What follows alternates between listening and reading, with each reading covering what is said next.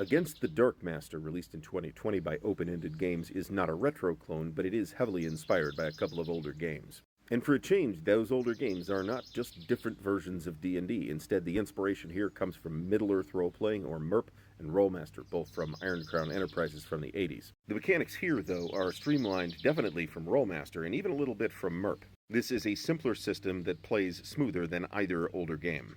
There are also some more modern narrative-driving mechanics in here. These are applied with a fairly light touch, and they intersect with the game's central theme, which is that you are against the Darkmaster. Now, the Darkmaster is the big bad evil entity that you are fighting against in the setting of the game, and you can define that however you like, or you can randomly generate it on a series of tables, which will give you titles and powers and weaknesses of the Darkmaster, as well as what minions they might be choosing to send against you.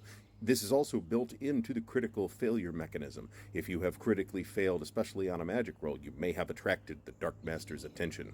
Now, I've only done a one-shot of this, but it's probably one of my favorite RPGs to have released in the last few years. One of the reasons for that is that it's kind of an anti-retro clone in a way. It's obviously inspired by MERP and Rolemaster. It wears that absolutely on its sleeve, and I believe it's actually acknowledged in the game itself. But it also has something unique of its own to say, which is something that we don't necessarily see from true retro clones. It hasn't gotten what I would consider exceptional support since its original release, however. There's a couple of adventures, including a mini-campaign, as well as a couple of game accessories, but other than that, we have not seen as much as I would like to see from these folks, because I really like the game. Admittedly, I'm not an unbiased observer. I have enormous fondness for my many years spent playing Rolemaster back in the 90s and early 2000s.